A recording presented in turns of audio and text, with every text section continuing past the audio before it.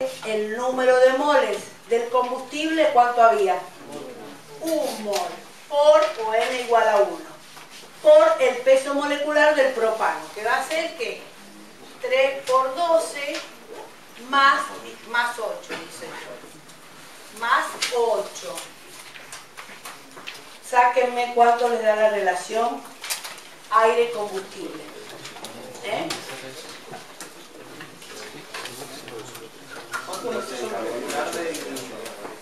El aire 28,95, 94,7 por ahí. ¿Y el propano? Y del propano, bueno, sáquenlo. No han aprendido ahora química orgánica, yo creía que venían afilados. Saben más, saben más complicado. El efecto estéril, todo eso. Bueno. 39,15. Quiero confirmar que esté bien. A ver cuánto les dio. 39,15. 39,15. Muy bien. Esa es la relación. Fíjense que siempre 39,15. Ese es un número que tiene. Ustedes dicen no tiene dimensiones, sí, porque kilogramos de aire sobre kilogramos de combustible. La relación es un número. Entonces, si no tiene unidad, ustedes preguntan, ¿está dada en masa o en número de moles? Porque no es lo mismo. Bien, entonces con esa masa podemos calcular el M sub A. Claro, porque la masa por unidad de tiempo de aire sobre la masa por unidad de tiempo de combustible es igual a 39,15. Quiere decir entonces que la masa de aire por unidad de tiempo, el flujo másico, va a ser igual a 39,15 por 1,2 kilogramos por minuto. Entonces la masa o el flujo másico de aire, ¿a cuánto va a ser igual? 46,98 kilogramos de aire por minuto. Fíjense que está entrando 1,2 kilogramos de combustible y 46 kilogramos de aire. Mucho más. Y el volumen de los humos, ¿a qué va a ser igual? El flujo a la suma de los dos. 46 más 1,2 como 48 más o menos. Kilogramos de humo por minuto. Están saliendo de ese sistema que nosotros estamos analizando. Bueno, hemos ido rápido, ¿no? Ahora vamos a calcular el calor liberado en ese sistema. Esto lo copiaron, ¿no? 6,54. Bueno, la reacción, ay, nos va a hacer falta. La voy a escribir arriba, porque vamos a calcular calor, ¿se acuerdan? Entonces la reacción nos va a hacer falta. La voy a escribir acá.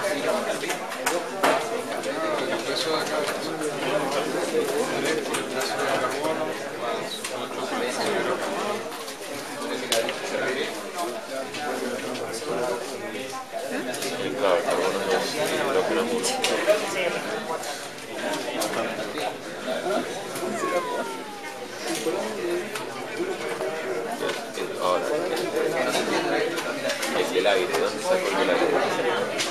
Bueno, vamos a ver cómo harían el punto C, a ver. ¿Cómo calculan el calor? En el principio, muy bien. En el principio. Sí.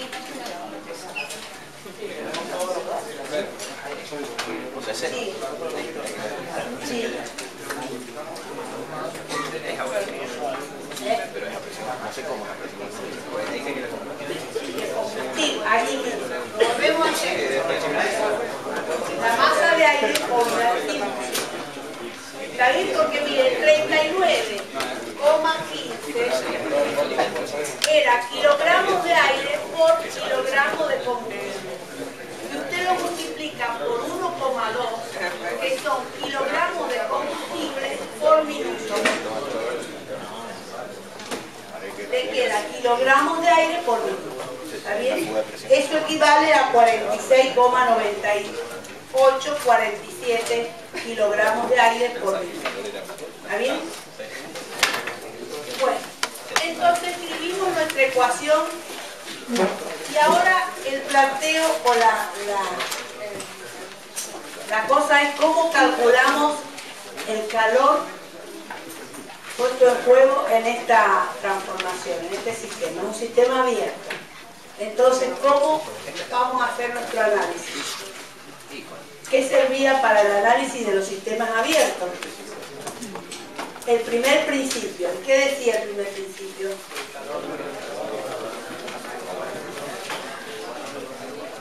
De eje, de árbol, vamos a poner, lo estamos haciendo delta H más la variación de la energía cinética más la variación de la energía potencial.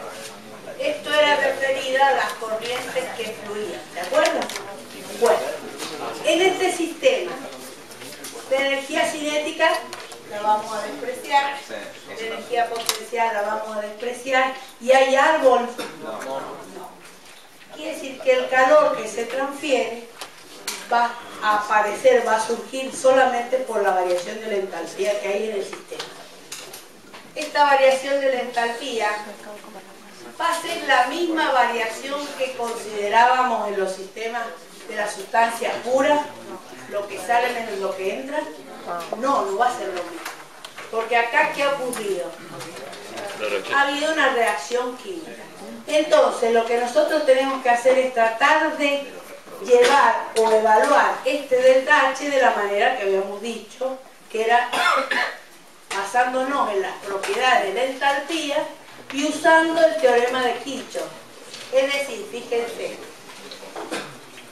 vamos a hacer lo siguiente. Yo quiero evaluar el cambio de entalpía. Acá tengo T y acá tengo lambda. Para el lambda igual a 1, ¿no es cierto? La entalpía va a variar desde el punto 1 al punto 2 de la transformación. Entonces lo que yo voy a hacer es lo siguiente. Los reactivos están acá. Pero acá está, esto es 298 grados. Este 298 grados, ¿qué es?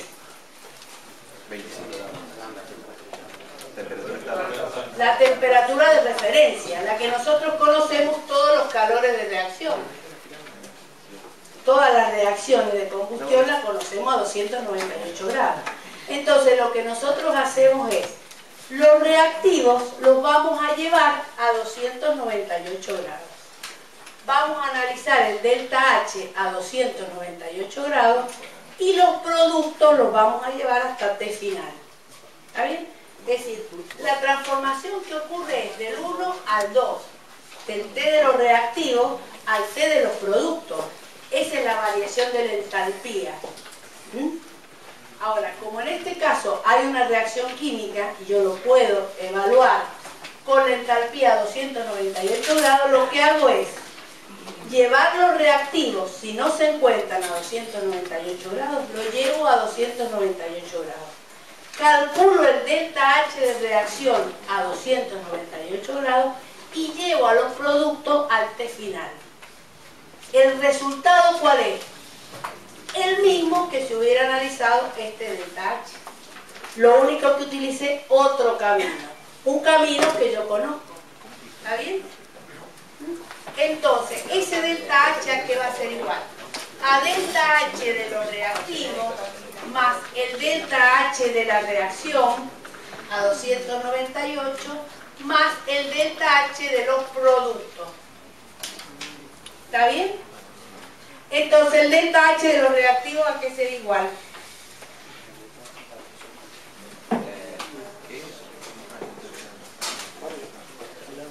¿Ah?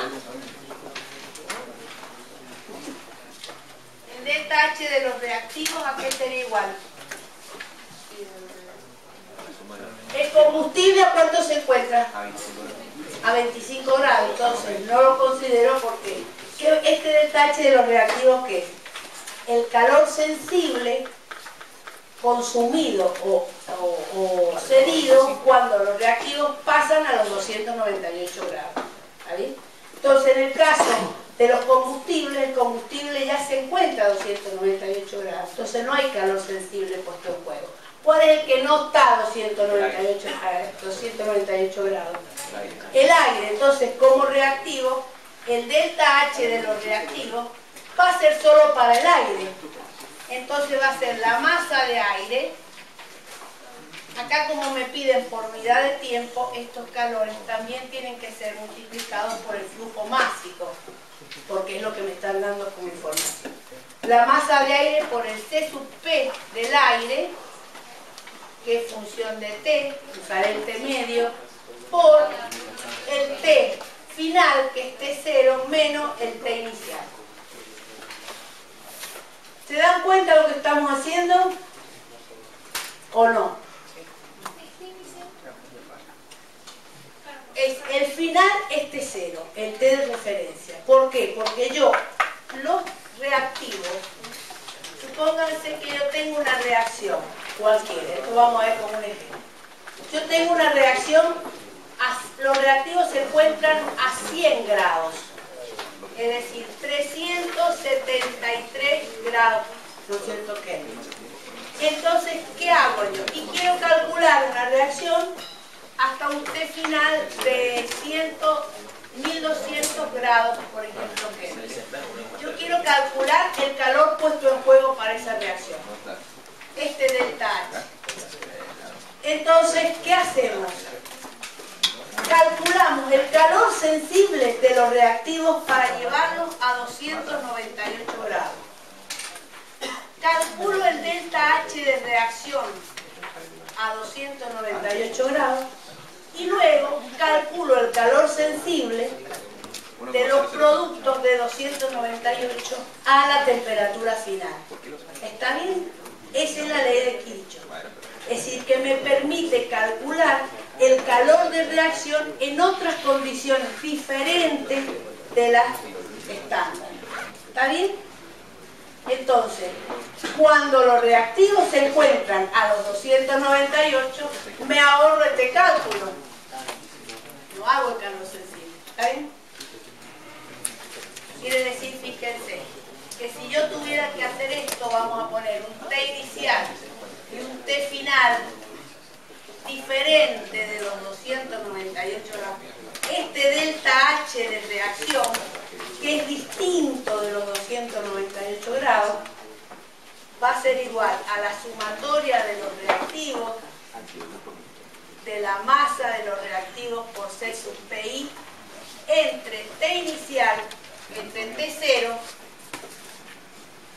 menos T inicial, más el delta H0, más la sumatoria de los productos, por M de los productos, C sub P de los productos, entre T final y T0.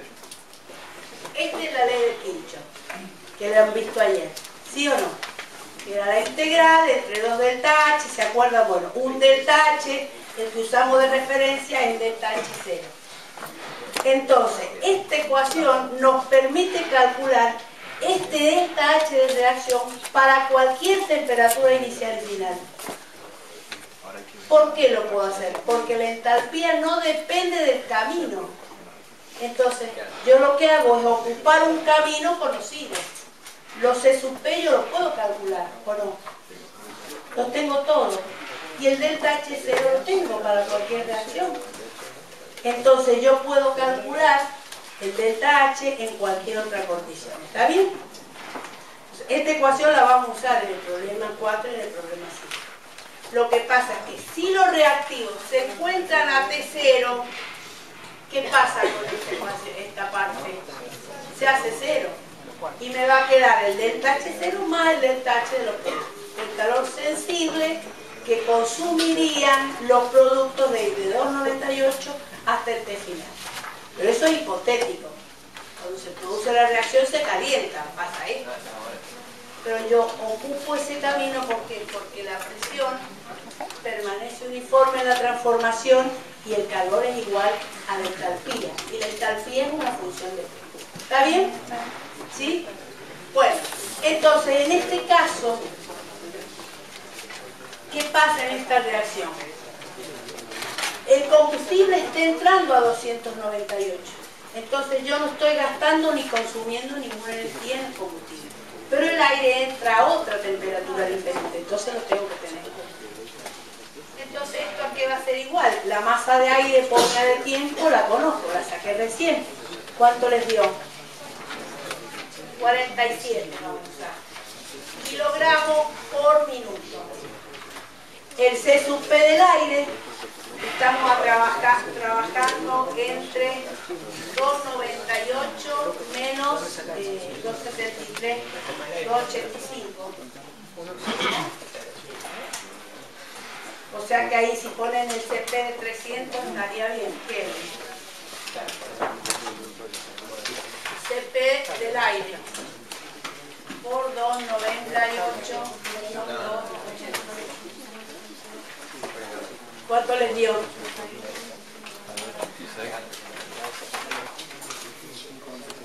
1,005 lo sacamos del Schenker, de la tabla 2, entonces me va a quedar igual a 47 kilogramos por minuto por 1,005 kilojoule sobre kilogramo grado, ¿no es cierto?, Kelvin, por 12 Kelvin. 12, no, 13. Igual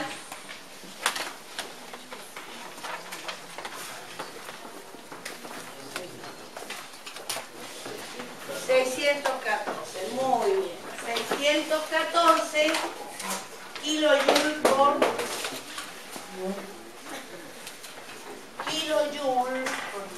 por minuto. Un flujo de calor. Bien, entonces vamos a escribir acá porque vamos a seguir haciendo el otro que va. Delta H de los reactivos igual a 614 kilojoules por minuto. Bueno, entonces ahora vamos a calcular el calor de combustión.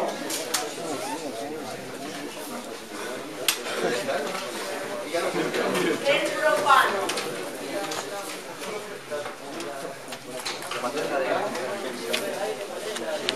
A 300, sí, porque varía muy poquito. Sí, lo ponían por uso el de 300. ¿Está bien? Usamos el de 300. Bueno, entonces ahora vamos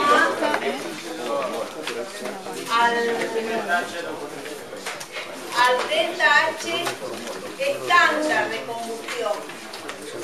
Entonces tenemos que buscar el propano líquido. ¿En qué tabla lo buscamos? En la tabla de combustión. Abran y mírenla porque ahí vamos a observar varias cositas.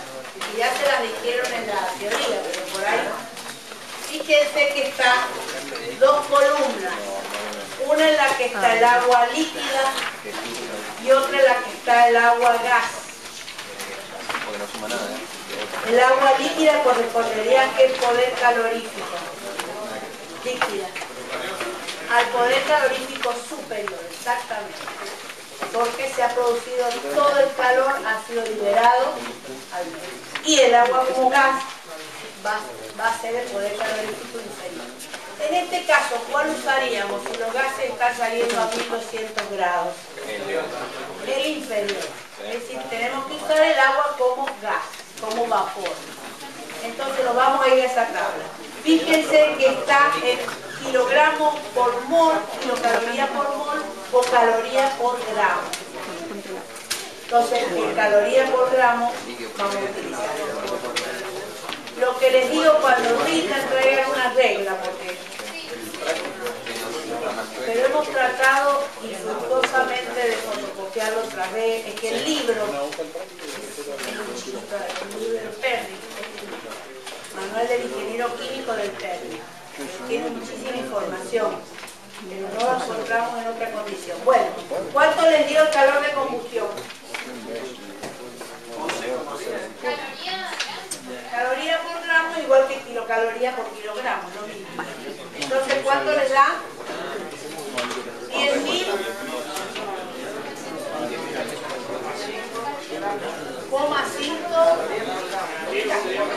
caloría por gramo. ¿Caloría por gramo? Sí, señor. Es negativo. Fíjense que eso ya también lo dijo la profesora en la teoría ayer. Todas las reacciones de combustión producen calor en negativo. Si leen en la tabla, dicen menos delta H a 25 grados. Se lee bien clarito en la tabla, ¿o no? Entonces quiere decir que cuando yo hablo de calor transferido, tengo que ponerle sí. Cuando hablo de poder calorífico, no es el valor absoluto. Pero este no es el caso. Acá tenemos que usar la cantidad de calor que se necesita. Esto es equivalente a menos 10.992,5 kilocalorías por kilogramo. ¿Por kilogramo de qué? Estamos precisos, de cada uno. De combustible, exactamente, de propano. Bien, entonces lo tendríamos que pasar a kilojoules, porque estamos trabajando en kilojoules. Por minuto me lo piden. Entonces, ¿cómo lo pasamos? Kilocaloría a kilojoule.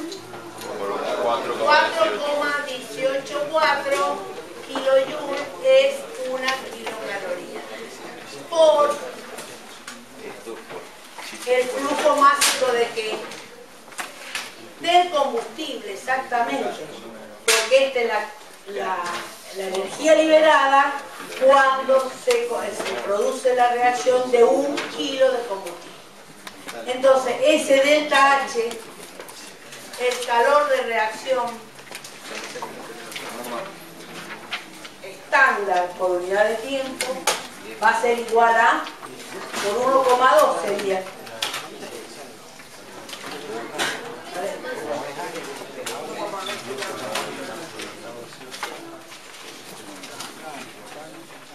Me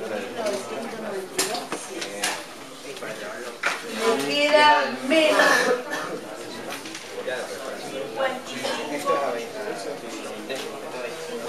55.000 menos 55.191,14 kilojoules sobre por minuto. Este es el flujo de calor producido por la reacción de combustión. ¿Está bien? Entonces ahora lo vamos a poner acá y vamos a mostrar esto.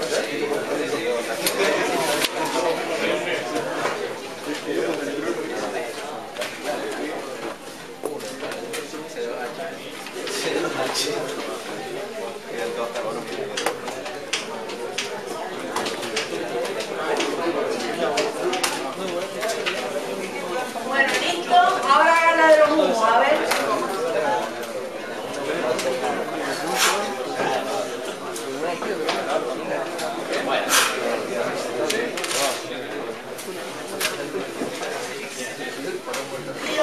Por minuto. Muy bien. Bueno, ya tenemos dos. Ahora nos falta el último. El calor, la entalpía absorbida por los humos. Vamos a ver si es absorbido o no. ¿A qué sería igual?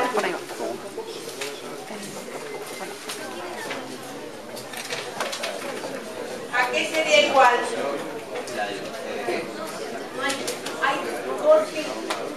¿Hay tiza por ahí? Ya me gasté. Entonces, delta H de los productos, ¿a qué va a ser igual?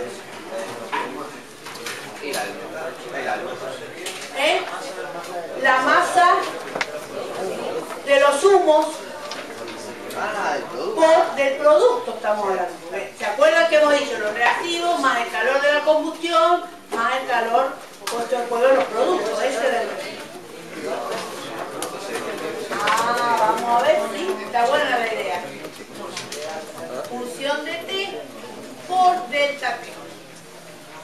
Es decir, que sería la masa de los humos por el calor específico de los humos por delta T. Ahora, el calor específico de los humos, ¿cómo lo sacamos? conocemos nosotros? Los productos. ¿Qué conocemos de los productos? Los moles. Entonces tendríamos que ver de qué manera si esto también va a ser igual a la sumatoria de la masa de cada uno de los constituyentes de los zumos por, está bien, C sub PI, el calor específico de cada uno de esos constituyentes en el intervalo de T que sea por delta T. ¿Está bien? ¿Por qué? Porque el calor específico del oxígeno yo lo puedo calcular, ¿o no? El del agua, el del nitrógeno, esto hemos puesto que acá. El del nitrógeno, el dióxido de carbono. Entonces, lo que vamos a hacer ahora, primero, con los moles tenemos que llegar a la masa. Porque lo que conozco es el flujo másico de los zumos. Entonces, con la ecuación estequiométrica, tengo que calcular la masa de cada uno de los constituyentes de los zumos. ¿Lo pueden hacer? Bueno, vamos.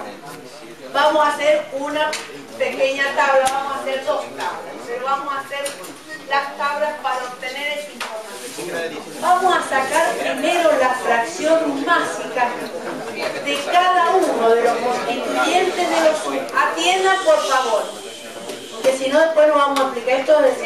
No es difícil, pero entonces lo que vamos a hacer por los números de moles, vamos a sacar primero la fracción másica de cada uno de los constituyentes. Y luego, cuando saquemos la fracción másica, vamos a multiplicarla por la masa de los humos y vamos a tener la masa de cada uno de los constituyentes de la... Entonces, no es que sea difícil, pero es trabajoso. Entonces, la sustancia la vamos a escribir, el número de moles de cada sustancia, el peso molecular por el número de moles me va a dar la fracción. Después lo vamos a sumar, la masa, y después vamos a sacar la fracción másica de cada uno de los constituyentes. Con la fracción másica vamos a hacer otra tabla, porque si no después se le va. Con la fracción másica vamos a sacar los M sub I. Y con los M sub I, los C sub PI, vamos a sacar el calor puesto en vuelo. ¿Está bien?